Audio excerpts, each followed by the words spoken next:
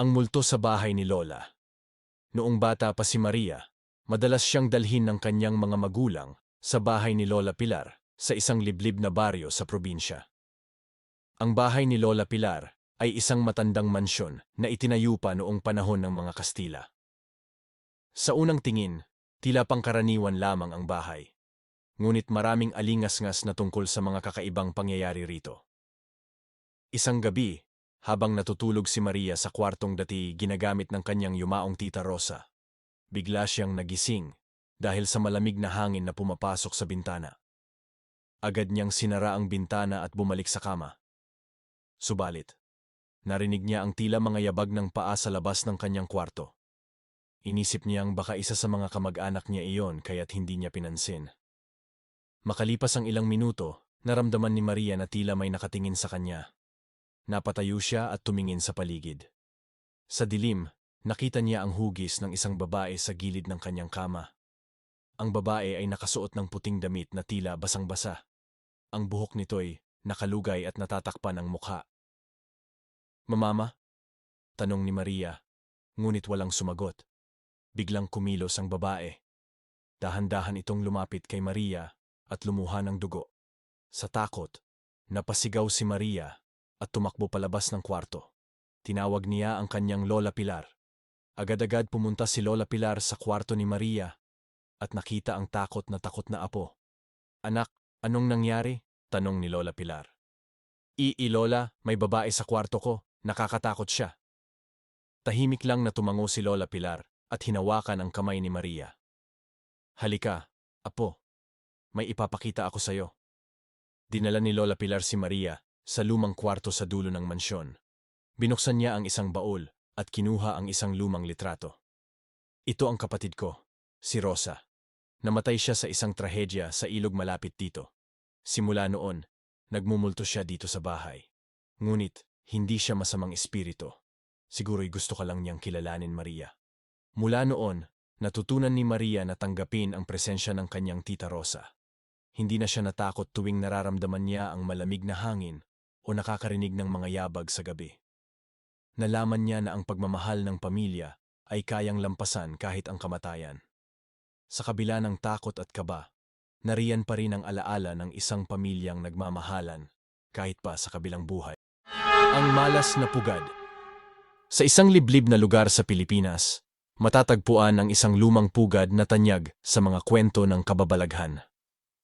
Ang mga kabataan sa nayon ay naglalaro doon, ngunit ang mga matatanda ay nagbibigay ng babala tungkol sa panganib na naghihintay sa loob ng pugad. Isang gabi, sina Marco at Ana, dalawang magkaibigang matatapang, ay nagpasyang pasukin ang pugad upang patunayan na hindi ito tunay na haunted. Walang takot nilang pinasok ang lugar, may bitbit na mga kandila at crucifix.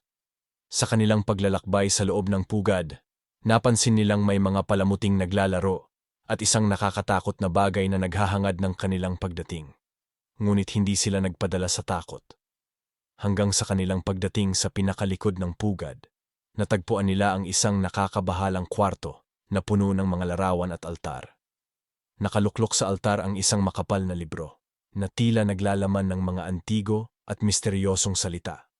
Sa kanilang pagbasa, biglang nagpakita ang isang anino sa likuran nila. Hinabol nila ito. Subalit sa huli ay nawala ito nang walang anumang bakas.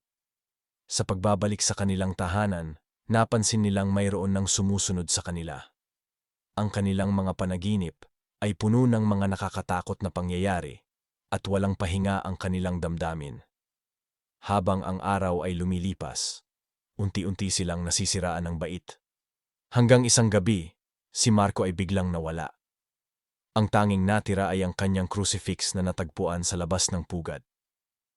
Ang nangyari kay Marco ay nagbigay daan sa pagpapatunay na ang pugad ay hindi lamang isang lugar ng kababalaghan, kundi isang lugar ng malupit na kapahamakan. Hanggang sa ngayon, ang mga taga nayon ay nag-iingat na huwag na itong pasukin, sapagkat ang panganib na naghihintay ay hindi makatao at patuloy na naghahanap ng biktima. Ang hiwaga ng bahay sa Balete Drive. Si Lina ay isang batang arkitekto na nagdesisyong lumipat sa Maynila mula sa kanilang probinsya upang magsimula ng bagong buhay. Isang araw, nakahanap siya ng isang lumang bahay sa Balete Drive na ibinebenta sa murang halaga. Bagamat maraming kwento ang umiikot tungkol sa kalsadang ito, hindi siya nagpatinag. Pinili niyang bilhin ang bahay dahil sa kagandahan at malaking potensyal nito para sa kanyang proyekto. Noong unang araw ng kanyang paglipat, napansin ni Lina ang mga lumang kasangkapan at litrato ng mga pamilyang nanirahan doon. Bagamat medyo alikabok at kupas na ang bahay, ramdam niya ang kasaysayang bumabalot dito. Hindi nagtagal ay sinimulan niyang linisin at ayusin ang bawat sulok ng bahay. Isang gabi, habang abala si Lina sa pagpipintura ng sala, narinig niya ang mahihinang yabag mula sa ikalawang palapag. Akala niya ay bunga lamang ito ng kanyang imahinasyon, kaya't hindi niya ito pinansin. Ngunit nang makailang ulit na itong nangyari, nagdesisyon siyang umakyat upang alamin kung saan nagmumula ang tunog. Pagdating niya sa itaas, wala siyang nakita kundi mga lumang kasangkapan at alikabok. Ngunit isang bagay ang nakakuha ng kanyang pansin, isang antigong aparador na may malaking salamin. Nakita niya ang kanyang refleksyon, ngunit tila may anino sa kanyang likuran na bigla ring nawala. Kinabahan si Lina, ngunit pinilit niyang kalmahin ang sarili. Baka pagod lang ako, bulong niya sa sarili. Lumipas ang mga araw, at lalo pang naging kakaiba ang mga pangyayari sa bahay. Minsan, may naririnig siyang mahihinang bulong na tila nanggagaling sa mga dingding. May mga pagkakataong nawawala ang mga gamit sa lugar kung saan niya ito iniwan. Isang gabi, habang natutulog siya, nagising siya sa pakiramdam na may malamig na hangin sa kanyang kwarto. Pagmulat niya, nakita niya ang mga kurtina na tila may gumagalaw sa likod nito. Nang lapitan niya ito, wala siyang natagpuan. Sa puntong ito, naisipan ni Lina na magtanong-tanong sa mga kapitbahay tungkol sa kasaysayan ng bahay. Ayon sa mga matatanda, ang bahay ay dating pag-aari ng isang pamilyang napakayaman. Ngunit isang trahedya ang naganap dito. Ang bunsong anak na babae ng pamilya ay nagpakamatay matapos itong pilitin na magpakasal sa isang lalaking hindi niya mahal. Mula noon, marami nang nakaranas ng kakaibang pangyayari sa bahay. Ang ilan ay nagsabing nakita nila ang multo ng batang babae na madalas daw ay umiiyak sa tabi ng aparador. Determinado si Lina na malaman ang buong katotohanan. Isang gabi, nagdesisyon siyang maglagi sa sala ng bahay at hintaying muling marinig ang mga yabag at bulong. Habang tahimik siyang naghihintay, bigla na lamang bumukas ang aparador at isang batang babae na nakasuot ng puting damit ang lumabas. Ang kanyang mga mata ay puno ng luha at ang kanyang mukha ay bakas ang matinding lungkot. Hindi makagalaw si Lina sa takot, ngunit nagkaroon siya ng lakas ng loob na kausapin ito. "Sino ka?